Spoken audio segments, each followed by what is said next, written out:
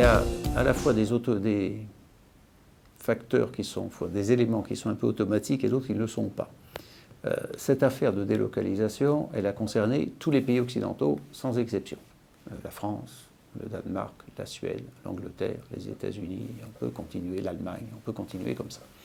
Vous avez dans cet échantillon de pays, j'allais dire, qui est plus qu'un échantillon, parce que ça représente la moitié du PIB mondial, déjà, ce dont j'ai parlé, vous avez des taux de chômage qui se baladent entre 2% et 15%. Donc on peut très difficilement dire c'est la délocalisation. Ce qui se passe, c'est qu'effectivement, il y a des délocalisations et que ponctuellement, lorsqu'une décision de délocalisation se prend naturellement, il y a des effets négatifs, personne ne pourrait dire le contraire.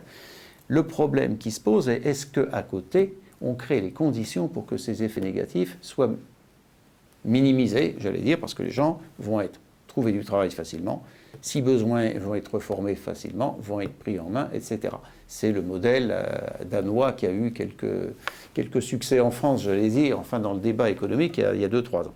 Donc ça, c'est une première chose. La deuxième chose qu'il faut bien voir, mais qui est beaucoup moins visible, c'est que quand vous avez une délocalisation, en fait, c'est fait pour faire baisser les coûts de production.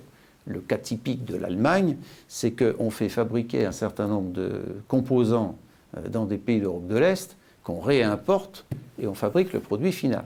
Du coup, le produit final gagne en compétitivité. On en vend peut-être plus que l'on en aurait vendu sans la délocalisation. Donc on recrée des emplois.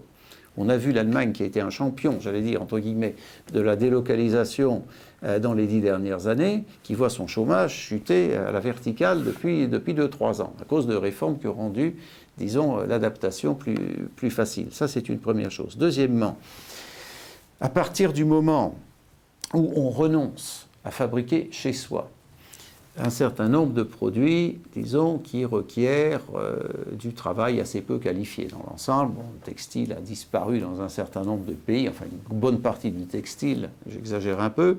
Donc vous allez avoir un certain nombre de produits que vous achetez moins cher, parce que vous les achetez à l'étranger. Celui qui travaille à la poste, il n'a pas été délocalisé. Celui qui travaille dans le textile a été délocalisé. Donc celui qui travaille à la poste, pour faire simple, va acheter du textile made in China. Il va le payer moins cher que si c'était made in France. L'économie, j'allais dire, de pouvoir d'achat qu'il fait en payant ce textile moins cher, il va peut-être l'utiliser en allant chez le coiffeur plus souvent, ou en achetant un MP3, ou Dieu sait quoi. Et donc, il y a un transfert de pouvoir d'achat. Il y a des effets, c'est assez complexe, parce que les effets positifs, ils sont distribués sur l'ensemble de la population, donc c'est un peu marginal pour chacun, tandis que les effets négatifs, ils tombent pile poil sur un groupe bien déterminé, qui est celui qui subit les délocalisations, en fait. C'est comme l'augmentation du prix du pétrole, j'allais dire. L'augmentation c'est un mauvais exemple. La baisse du dollar.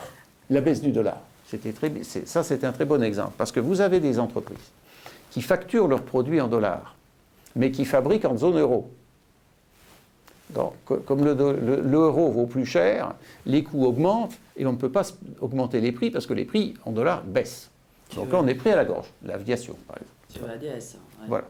En revanche, si l'euro était plus faible, les produits importés par nous coûteraient beaucoup plus cher. Il faudrait plus d'euros pour payer la même somme en dollars, par exemple.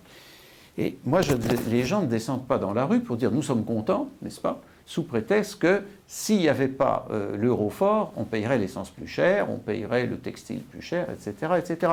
Donc vous avez des effets qui sont concentrés sur un groupe qui est naturellement incité à protester, à se faire entendre, c'est naturel, c'est la nature des choses. Et les avantages qui sont dilués sur 60 millions de personnes, bon, personne n'a intérêt à en parler trop, ça ne vaut pas le coup. On en profite et puis c'est tout.